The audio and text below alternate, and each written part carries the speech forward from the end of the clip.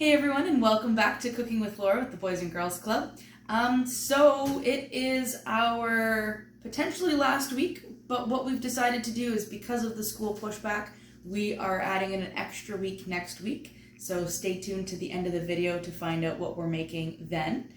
So I'm really happy to say this is not our last cooking video. I thought for today we'd make something that often looks complicated, looks very fancy, and most often, at least in my family, we always bought them, is butter tarts. They seem like they're tricky to make because of how they look when you bite into them, and they're gooey and ooey and all things good, but they're actually not that hard to make. So for this video today, we are going to be showing you how to make butter tarts, and then you can have some pretty fancy desserts that you can share with your family members. The recipe is very simple today. So we're just going to jump right in to getting started. So we're going to start over here. We have our pre-made tart shells. Now you can be extra fancy and make your own pie crust from scratch, or you can buy Pillsbury pie dough and stretch it out yourself. We're going to cheat a little bit, make it easier. We're using pre-made tart shells. These are found in the frozen food section at your grocery stores. Your recipes posted, the recipe that is posted makes 12. If you want to make more, 24, you're going to multiply your recipe by 2, so you're going to double it. So the recipe today, we're making 12 butter tarts. Next, we've got our butter. It is softened to room temperature. Now this is really important that you soften it. You either leave it out overnight or you put it in your microwave on your soften mode. If you don't have a soften mode, don't go putting it in there for 2 minutes. You'll have melty butter goo and it won't work. So it has to be softened to room temperature. Over here we've got our pre-measured brown sugar and salt. So that's 4 tablespoons of brown sugar. The darker the better. And we've got 1 teaspoon of salt in there. And you can see I was using packed brown sugar because it's holding its shape. We've got our vanilla for extra flavor. We have our corn syrup here. If you are looking for more authentic flavor, you can use maple syrup. We're going with corn syrup because maple syrup is also very expensive. So this is the other alternative route that you can do. So we've got half a cup of that. We've got 2 eggs, and we've got our raisins, which tie the whole thing together. So we're going to start combining everything into our bowl. I've got my recipe right here. So we're going to measure out half a cup of butter. Now, since my half cup is being used with the syrup, we're going to use a 1/4 cup, and we're going to use 2 1/4 cups to make a half cup. Okay, so I've got my spatula here. So see, I can just cut into that super easily. You want it room temperature so that it will it'll fold really nicely into the batter, because if it's hard, you're gonna have lumps and it won't be smooth. So got my spatula and pushing it in. So I've got my 1/4, and it's nice level. It's not heaping, it's not missing anything. So we'll take that and then we'll just plop that out.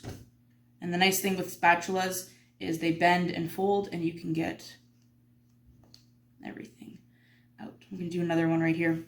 Now, yesterday on our Facebook page, we had a pretty exciting post that I'm so happy to share, and I really hope that some of our members take advantage. Top Chef Canada is looking for Boys and Girls Club members to appear on their show to talk about some of their favorite things to make in the kitchen. So jump on over at some point to our Facebook page to find that link, because how cool would it be if we had a Boys and Girls Club of Thunder Bay member or members getting to be on a real live Food Network cooking show. Kind of makes me sad that I'm not a member and I'm an adult. So please make sure to jump over to that. We've got our second butter in there. Okay, put our excess aside. Right there. So we're going to dump in our brown sugar and salt, right like that. We are going to measure out our 2 teaspoons of vanilla. I'm doing this over the bowl because if I miss and I'm over the counter, I'm going to make a huge mess. So do it right over the bowl. Get an adult to help you if you do have a very large vanilla container like we do. The other option is you can pour a little bit into a bowl and then just kind of scoop it out of the bowl, so it's not as challenging to pour. Coming on over here, we are going to add in our syrup. So I've pre-measured that 1/2 cup. Very, very sticky. So again, I'm going to grab my spatula, which is covered in the butter, which means that the syrup won't stick to it as much. So I'll try and show you there. You want to get all of that out because that's what gives us that really gooey filling of the tarts. Messy, messy. And that will be very sticky to clean up, so make sure when you are helping with the cleanup, washing dishes after, you make sure to use good scrubbing with soap and hot water to dissolve that sugar. So we've got that mixture. Next, we're going to do our eggs. And again, always we crack our eggs into a separate bowl, just in case we get shells. And I like to use the top of the table.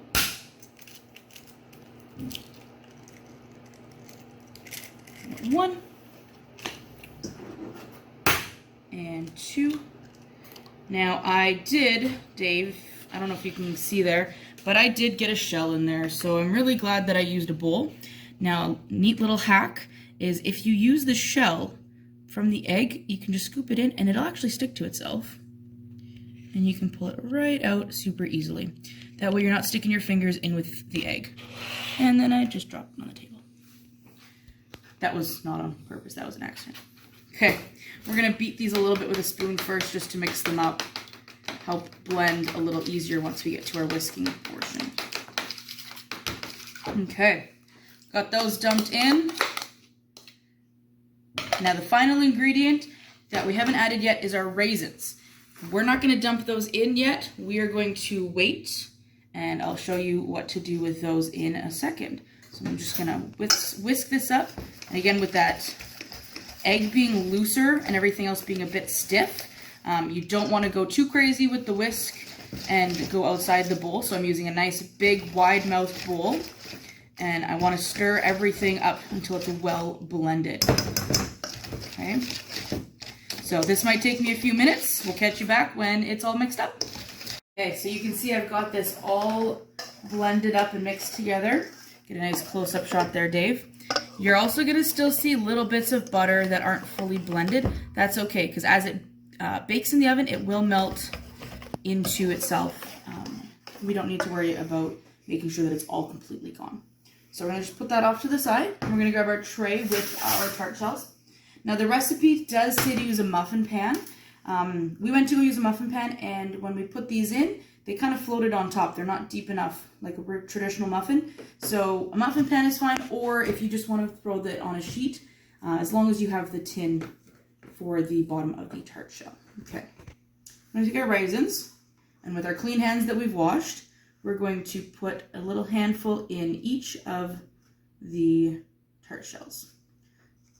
You don't want to do too much because we do need some space for our mixture to go on top, which is going to be what our next step is. But we want enough in there that you're gonna taste those raisins when you take a bite, because that's what really makes the butter tarts, is that surprise raisin cooked. So you're gonna take your bowl, bring it over, and you're going to ladle in 1 to 2. Oops, a little messy there. 1 to 2 tablespoons. You want to make sure that that all gets covered. And we're going to go along. Now the sugars are going to melt together and create that nice gooey inside.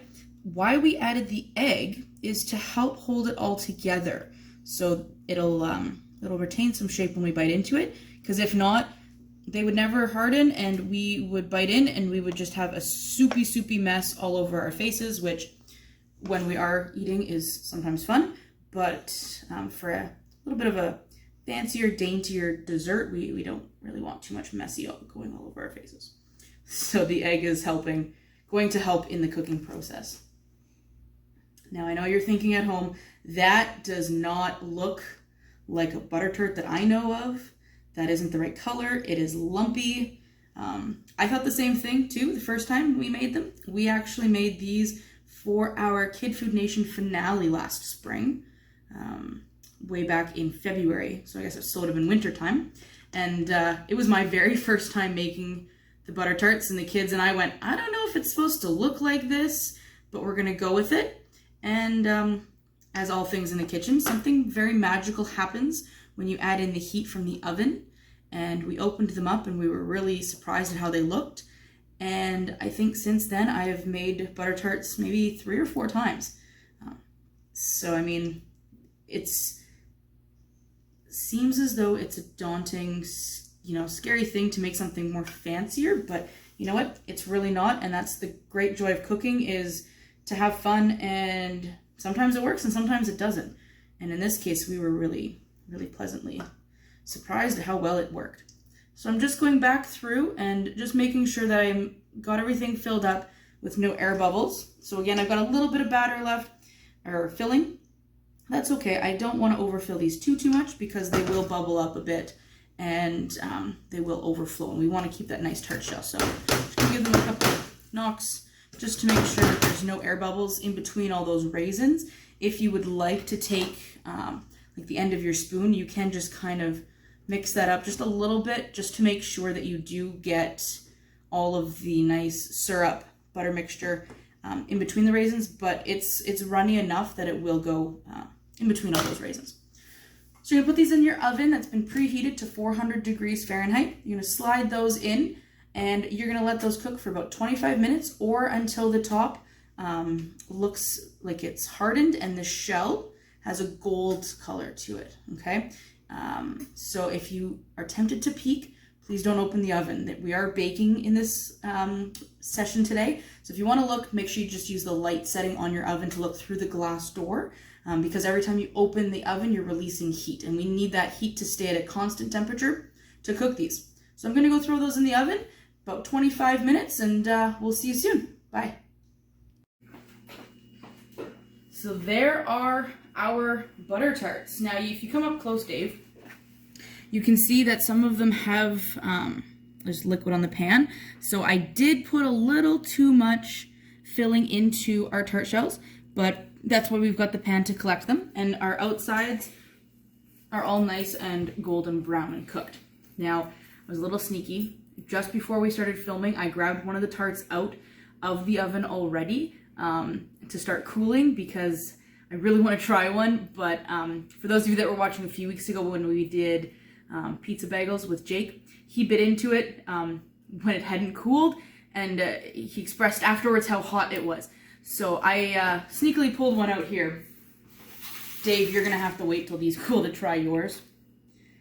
So they're nice, they just pop out right out of the shell, right like that. And I'm gonna grab a knife here just because it is probably gonna be hot. Make sure you let these cool for about 10 minutes before you go and try and eat them because the butter mixture will be super hot inside.